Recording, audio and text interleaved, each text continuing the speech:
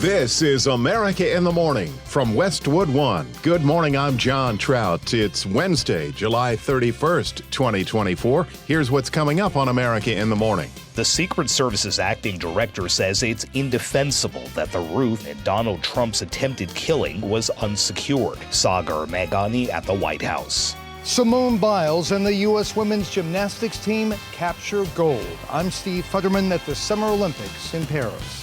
Senate lawmakers on Capitol Hill get tough against social media platforms. I'm Bob Brown. I'll have that story coming up. The director of a controversial conservative project says he's stepping down. I'm Clayton Neville. On Wall Street, it's the last day of July trading. The S&P 500 index down for the month as of this morning. I'm Jessica Ettinger. Disneyland avoids a strike from its workers. I'm Kevin Carr. All ahead on America in the Morning.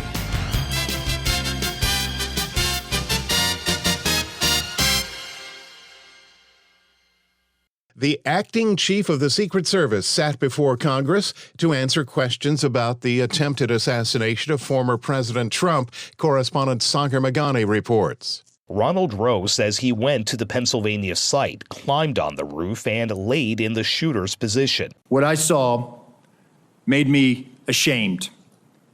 As a career law enforcement officer and a 25-year veteran with the Secret Service, I cannot defend why that roof was not better secured. Rowe told two Senate panels while his agency failed, he's also troubled local law enforcement never reported seeing a gunman on the roof before the shooting. If we'd had that information, they would have been able to address it more quickly. It appears that that information was stuck or siloed in that state and local channel. The FBI is also sharing new details about the shooter, saying a social media account believed associated with him supported political violence and extreme views. Sagar Meghani at the White House. Big day in Paris for the U.S. women's gymnastics team. Correspondent Steve Futterman reports. Last night here in Paris, it was redemption for the U.S. women's gymnastics team and especially Simone Biles. 3 years ago in Tokyo, Biles had to deal very publicly with mental health challenges. She dropped out in the middle of the team competition. The U.S. had to settle for silver. Here in Paris last night, there were no such problems. Biles, having dealt with the issues she faced in Tokyo, led the American team to gold. I just go out here and do what I'm supposed to, and I'm doing what I love and enjoying it. So that's really all that matters to me. Biles said afterwards there were some moments when she did think of Tokyo. I started off with therapy this morning, so that was super exciting. And then I told her I was feeling calm and ready, and that's kind of exactly what happened. But after I finished vault, I was relieved. I was like, whew, because at least no flashbacks or anything. But I did feel a lot of relief, and as soon as I landed vault, I was like, oh yeah, we're gonna do this. Tomorrow, Biles will have a chance for individual gold as she competes in the women's all-around. She is the favorite. The U.S. now has 26 medals, more than any other country, but surprisingly only 4 gold medals. At the swimming venue yesterday, usually a gold mine for Americans, the U.S. swimmers fell just short once again, getting 3 silvers, 1 bronze, but no gold. I'm Steve Futterman at the Summer Olympics in Paris.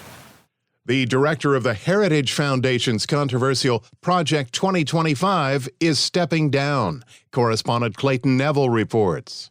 The Heritage Foundation said in a statement that when it began Project 2025, it set a timeline for the project to wrap up its policy drafting process after the two-party conventions this year, and that the foundation is sticking to that timeline. Paul Dans, who built the project from scratch, will be leaving the team as the project catches some scrutiny. The 922-page document outlines conservative policy priorities that former President Donald Trump has distanced himself from, despite being linked to the project. You have the radical left and you have the radical right, and they come up with this, I don't know what the hell it is, it's Project 25. He's involved in Project, and then they read some of the things and they are extreme. I mean, they're seriously extreme. But I don't know anything about it. I don't want to know anything about it. Some of the priorities outlined in the project include expanding presidential power, eliminating the Department of Education, and taking the abortion pill mifepristone off the market. This is not Donald Trump's Project 2025. This was stood up years ago in 2022 as really a coming together of the conservative movement. We brought over 110 groups together. Dan spoke to Real America's Voice about how the project was started. There's a unified group of conservatives on the right that we're not, in our kind of sibling rivalry constantly, but we've come together and on important areas and really outlined that the threat that we don't accomplish what we need to do is really the architecture, this progressive government that's been built up. And it's only when you kind of realize the operating system, the matrix that we're dealing with, that you can begin to affect change. In a statement after news broke that he was stepping down, Dan said his work on the project is wrapping up and that he'll be leaving the Heritage Foundation next month. I'm Clayton Neville. The top stories of the day are sponsored by Sleep Number. Sleep better together. Save 40% on a Sleep Number limited edition smart bed. Only at a Sleep Number store or sleepnumber.com. When we return on America in the Morning, social media directed at children under congressional spotlight after these messages.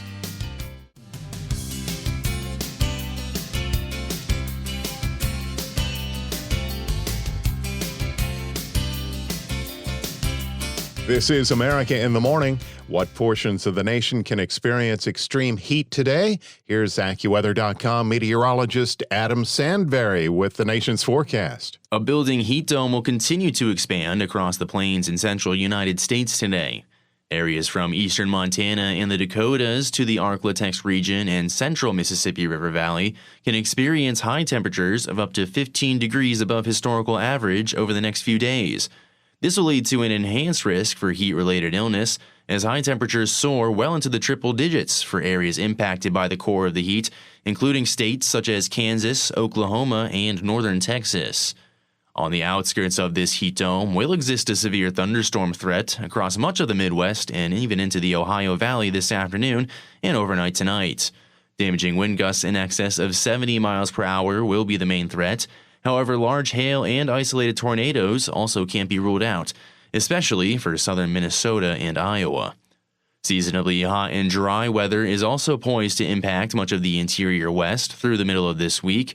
A thick cover of wildfire smoke will add on to the heat concerns, leading to unhealthy air quality where the densest smoke is anticipated, including interior California where the Park Fire rages on. Though smoke won't be much of a concern farther south from Southern California through Arizona and New Mexico, strong high pressure over the region will limit monsoon thunderstorm activity in the afternoon and evening.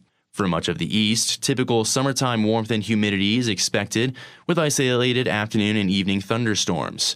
Dry weather is expected for much of the south, including the lower Mississippi River Valley, as well as the western and central Gulf. That's the nation's weather. I'm AccuWeather.com meteorologist Adam Sandberry. Remember, you can follow us wherever you get your podcasts: Apple, Spotify, Amazon, and YouTube. Just search America in the Morning in your favorite listening app. I'm John Trout. House lawmakers are fighting back against dangerous content on social media directed at children. Correspondent Bob Brown has details.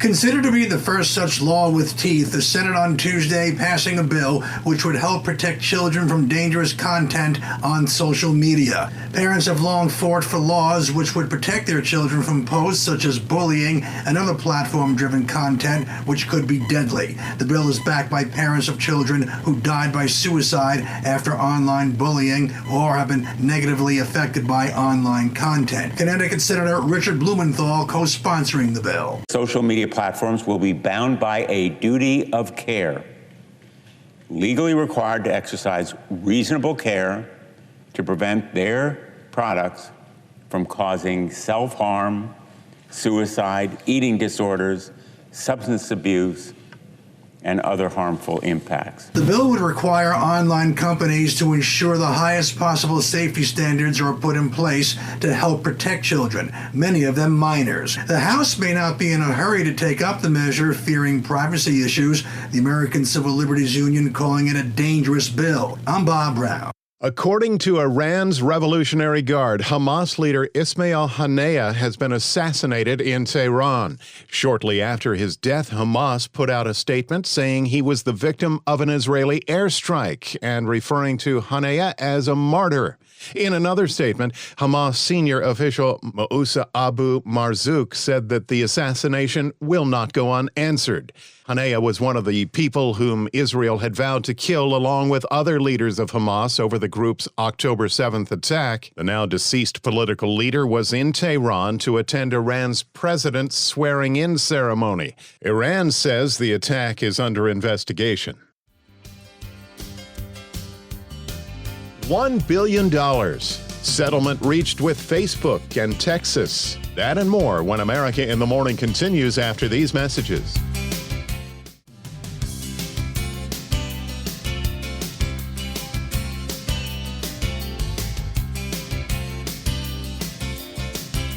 Welcome back. You're with America in the Morning. It's 20 after. The Business Report is brought to you by Fisher Investments. Fisher Investments is a fiduciary, always putting clients' interests first. Learn more at FisherInvestments.com.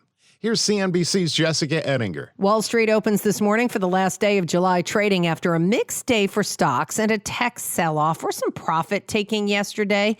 The S&P 500 index, a popular index fund choice for retirement accounts, it's in the red for the month by about 0.5% as of this morning.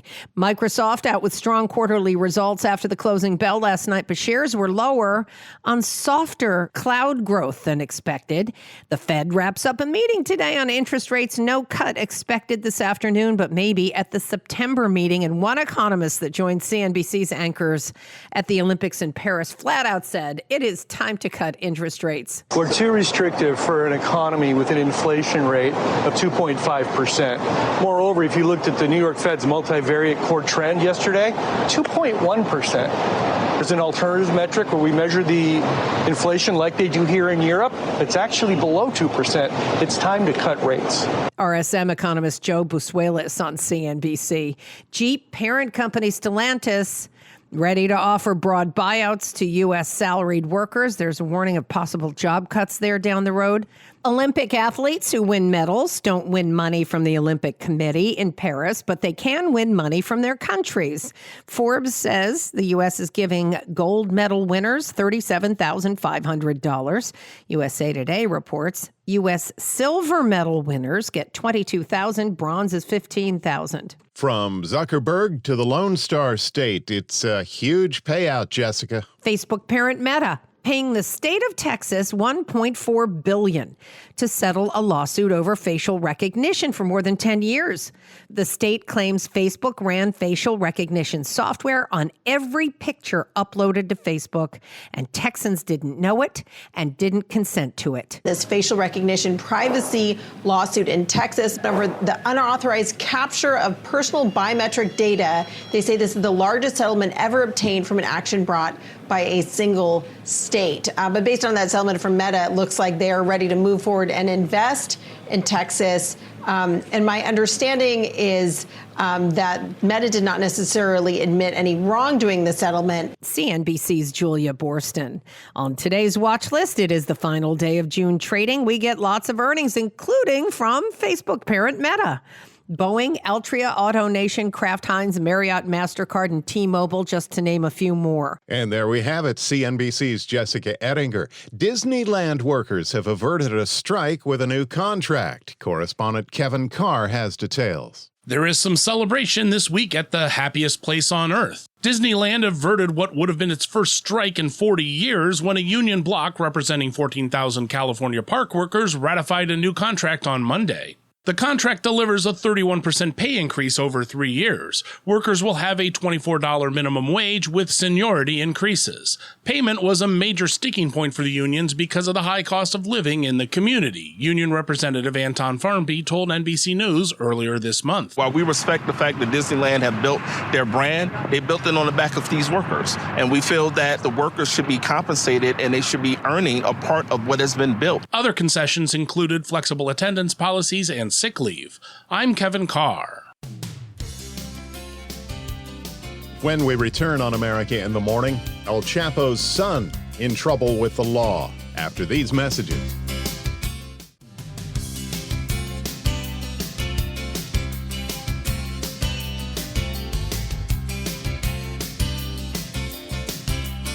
We're back. This is America in the Morning. The son of drug kingpin El Chapo pleads guilty to drug trafficking charges, correspondent Norman Hall reports. Joaquin Guzman Lopez, the son of notorious drug kingpin El Chapo, pleaded not guilty to drug trafficking and other charges days after an astonishing capture in the U.S. Guzman Lopez and Ismail Zambada, a longtime ringleader of Mexico's Sinaloa cartel, were arrested by U.S. authorities in the El Paso, Texas area last week. The Justice Department says both men, who face multiple charges in the U.S., oversaw the trafficking of tens of thousands of pounds of drugs into the United States, along with related violence.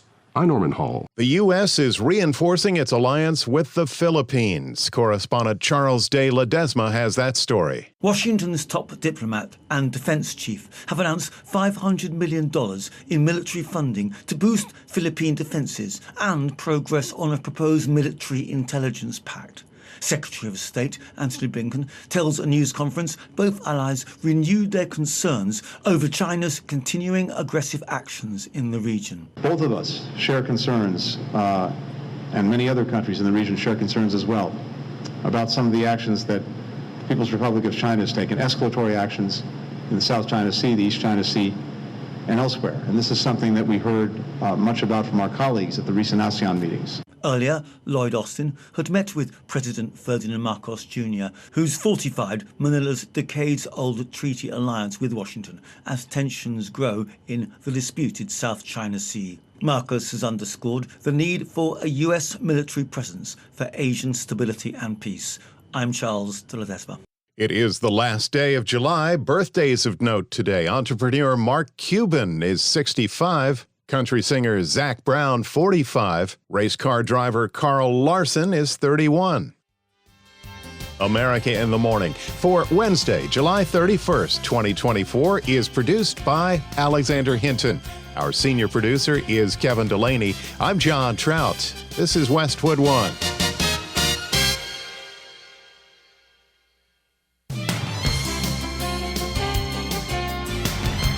This is America in the Morning from Westwood One. I'm John Trout. Coming up this half hour. The acting head of the Secret Service confronted by lawmakers at a contentious Senate hearing. I'm John Stolnis in Washington. The director of Project 2025 has stepped down. Sagar Meghani, Washington. Texas Attorney General says Meta's settlement is the largest secured by a single state. I'm Julie Walker. A white sheriff in Illinois apologizing to a local black community. I'm Clayton Neville. Attorneys at a multi-day hearing are seeking to force Texas to provide more AC in prisons. I'm Lisa Dwyer. Simone Biles leads the U.S. back to the top of the gymnastics world. I'm Robert Workman. Back after these messages.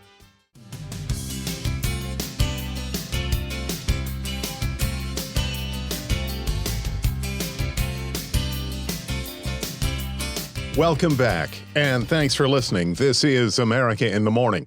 AccuWeather.com meteorologist Adam Sadveri has an update on the nation's weather, including wildfires in the west. Much of the western United States has been in a hot, dry, and smoky weather pattern, and this trend is anticipated to continue through the middle of this week. Wildfire smoke will be thickest in the Great Basin and interior of California, which is where fires such as the Park Fire have blazed hundreds of square miles of land. Elsewhere in the plains, a building heat dome will expand across the central United States into the second half of this week. AccuWeather real field temperatures are expected to peak well into the triple digits for many, especially states such as Kansas and Oklahoma, where extreme caution is encouraged for those spending an extended time outdoors. On the outskirts of this heat dome will exist a severe thunderstorm threat across much of the Midwest and even into the Ohio Valley this afternoon through the overnight hours tonight. There is an enhanced risk for damaging wind gusts, potentially exceeding 70 miles per hour, for portions of the Midwest, particularly eastern Nebraska through Iowa to western Illinois. However, large hail and isolated tornadoes can also occur. For most of the east, seasonably warm and humid conditions are anticipated, with some scattered afternoon and evening thunderstorms. For the lower Mississippi Valley, including much of the Gulf region, most can expect dry weather. That's the weather across America. In Fort Wayne, Indiana, warm and humid today with a spotty late-day thunderstorm, the high 86. However, in Seattle, Washington, it will be rather comfortable with a high of 78 under a mixture of sun and clouds. That's the nation's weather. I'm AccuWeather.com meteorologist Adam Sadberry. Follow us wherever you get your podcasts, Apple, Spotify, Amazon, and YouTube. Just search America in the Morning in your favorite listening app. I'm John Trout. In an, at times, heated back and forth with senators, the acting head of the Secret Service tries to explain how the assassination attempt on former President Trump could have taken place. John Stolnis has more from Washington. Ronald Roe Jr. told senators in a joint committee hearing that it is inconceivable to him that a gunman was able to access a rooftop adjacent to where Trump was speaking at a rally in Butler, Pennsylvania earlier this month. I could not, and I will not, and I cannot understand why there was not better coverage, or at least somebody looking at that roof line when that's where they were posted. Roe said it's clear that his agency dropped the ball that day. What I saw made me ashamed. As a career law enforcement officer and a 25-year veteran with the Secret Service, I cannot defend why that roof was not better secured. When asked why Trump was allowed to take the stage when local police knew there was a suspicious person on the roof adjacent to where he was speaking, Roe said the Secret Service was never given that information. If we'd had that information, they would have been able to address it more quickly. It appears that that information was stuck or siloed in that state and local channel. Last week, the former director, Kimberly Cheadle, resigned amidst bipartisan calls for her to do so. Republican Senator Josh Hawley pressed Roe to hold more people inside the agency accountable. And not rush to judgment and put people unfairly persecuted.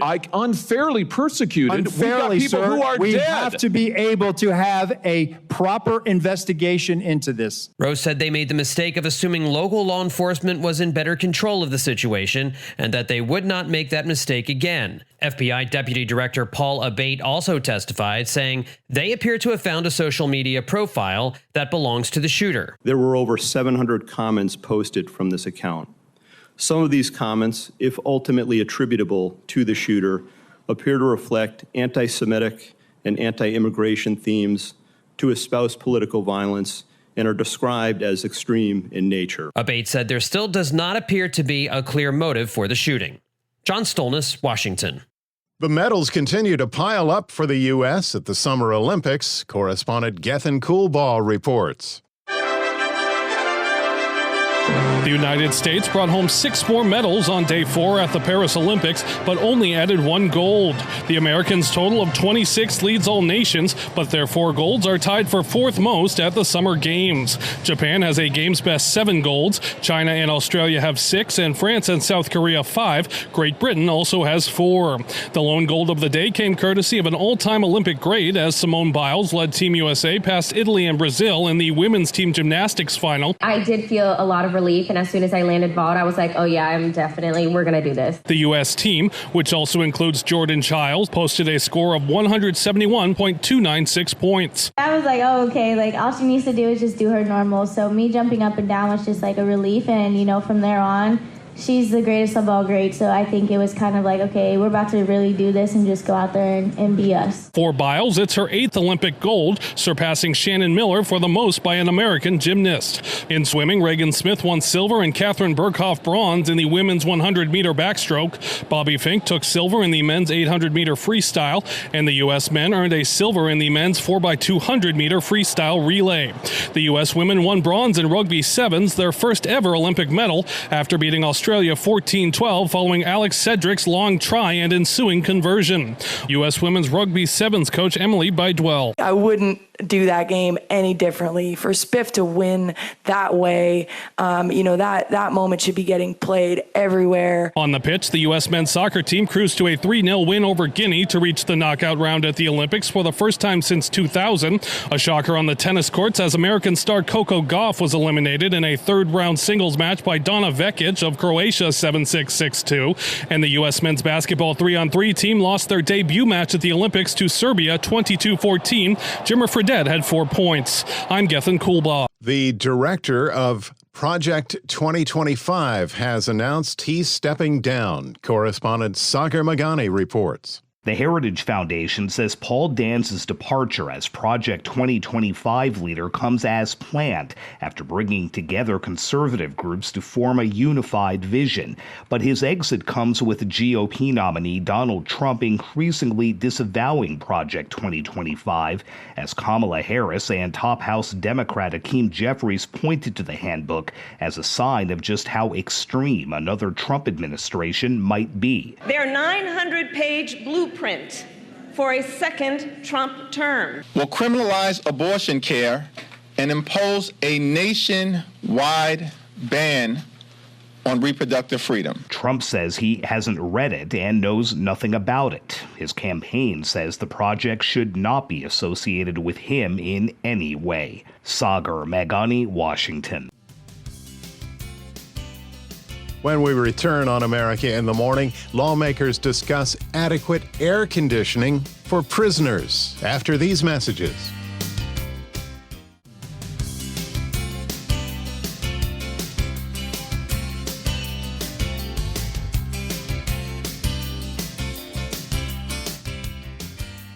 Welcome back. Here with America in the Morning. I'm John Trout. Meta reaches a settlement with the state of Texas in a privacy lawsuit over facial recognition. Correspondent Julie Walker explains. Texas Attorney General says Meta's $1.4 billion settlement with the state over claims that the tech giant used biometric data of users without their permission is the largest secured by a single state. In 2021, a judge approved a $650 million settlement with the company formerly known as Facebook over similar claims of users in Illinois. Meta says in a statement the company is pleased to resolve the matter. In 2019, Facebook stopped automatically recognizing people in photos and suggesting people tag them, and instead of making that the default, asked users to choose if they wanted to use its facial recognition feature. I'm Julie Walker. A sheriff's deputy in Illinois is charged with murder in the killing of an unarmed woman, and the sheriff is apologizing. Correspondent Clayton Neville reports. Sonia Massey called for help in her Springfield, Illinois home. When officers responded and were inside the home, Massey moved a pan of water from the stove, and according to police, Officer Sean Grayson thought she was going to throw it at him. So he shot her 3 times, killing her. Grayson was fired and is charged with first-degree murder, aggravated battery with a firearm, and official misconduct. In front of a crowd of hundreds of community members this week, Sangamon County Sheriff Jack Campbell asked for forgiveness. We failed. We did not do our jobs. No excuses. She called for help, and we failed. That's all she did. That's all she did was call for help. The former officer pleaded not guilty. He is said to have been vetted, but we're learning of a checkered past, including 2 drunk driving convictions. I'm Clayton Neville. A federal appeals court has ruled that the floating barrier in the Rio Grande River meant to discourage migrants from trying to cross from Mexico into Texas can stay for now. In December, a divided panel of the Fifth Circuit had sided with a federal district judge in Texas who said the buoys must be removed. In the latest ruling, the court says they abused their discretion in granting the preliminary injunction. The broader lawsuit in district court is set to begin August 6th, where the Biden administration accuses Texas of violating the Federal Rivers and Harbor Act. The Biden administration also is fighting for the right to cut razor wire fencing at the border and for access to a city park at the border that the state fenced off. Consumer confidence moved higher in July. Correspondent Mike Hempen has that story. The Conference Board, a business research group, says its consumer confidence index rose to 100 in July from just under 98 in June. The index measures both Americans' feelings about current conditions and their outlook for the next 6 months. The measure of people's short-term expectations for income, business, and the job market rose in July from June, but their view of current conditions dropped this month from what it was last month. The main factors influencing American views of the economy remain elevated prices for food and groceries. I'm Mike Hempen. Hearings are underway in Texas to determine if there's adequate air conditioning in the state's prisons. Correspondent Lisa Dwyer has more on that story. One person formerly incarcerated in Texas described conditions as so hot it would force inmates to cool off by splashing toilet water on themselves, and that some even faked suicide attempts to get to cooler medical areas. Texas prisons hold more than 130,000 people, but only about a third of the facilities have full AC. Texas is not alone in facing lawsuits over dangerously hot prisons. Cases also have been filed in Louisiana and New Mexico. One filed last week in Georgia alleged an inmate died in 2023 after he was left in an outdoor cell for hours without water, shade, or ice. I'm Lisa Dwyer. The federal government is taking steps to limit the spread of bird flu. Correspondent Norman Hall reports. The U.S. will pay for flu shots for farm workers this year, a strategy to prevent bird flu from changing into something more dangerous. Dairy and poultry farms are dealing with outbreaks of bird flu, and 13 workers have picked up infections. All cases are mild and are believed to have spread directly from infected animals to people. But health officials are worried about what might happen if people are infected with bird flu and seasonal flu at the same time. It's possible the viruses could swap gene segments in a process that scientists call reassortment. I'm Norman Hall. Two major kids' online safety bills passed the Senate, but some critics say they go too far. Chuck Palm has that story in today's Tech Report. The U.S. Senate passed major online child safety reform in a nearly unanimous vote on Tuesday for child safety and protection on the Internet. The two bills, known as the Teen Online Privacy Protection Act and Kids Online Safety Act, will still need to pass the House, which is currently on recess until September, before it becomes law. The bills would ban targeting advertisers to minors and data collection without their consent and give parents and kids the option to delete their information from social media platforms. Republican Senator Marsha Blackburn said in a press conference after the vote, "Kids are not your product, kids are not your profit source, and we are going to protect them in the virtual space." U.S. social media platforms have made an estimated $11 billion in advertising revenue from users under 18, according to a Harvard study last year. Tech industry groups and the ACLU both remain critical of the bills, but most believe it's a step in the right direction. Comment at allthetoptech.tech. I'm Chuck Palm. Midweek Sports is in with Robert Workman on America in the Morning. Robert?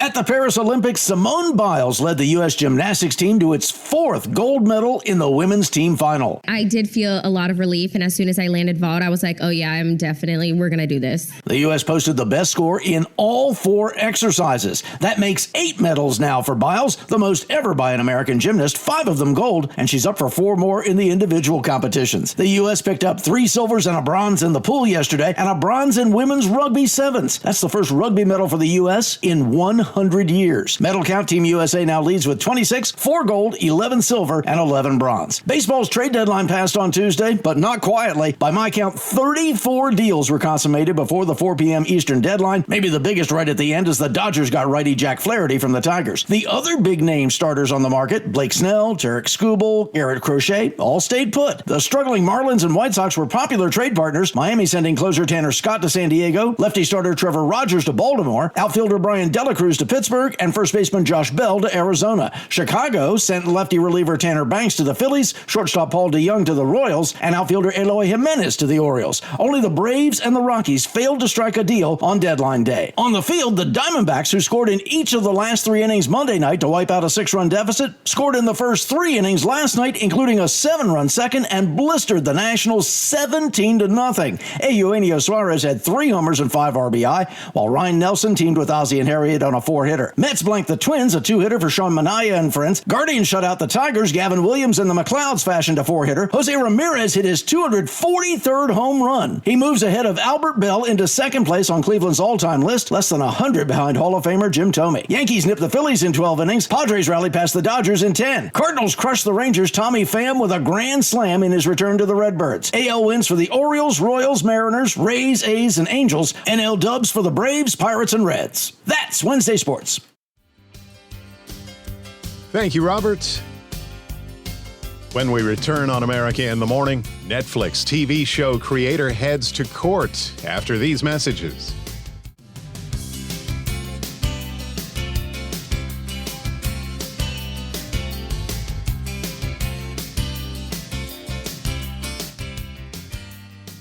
This is America in the Morning. Francine Pascal, author of the Sweet Valley High series of books, has passed away at the age of 92. Correspondent Margie Zaraletta has a look back at her life. Francine Pascal was a former soap opera writer who created the young adult novels Sweet Valley High in 1983.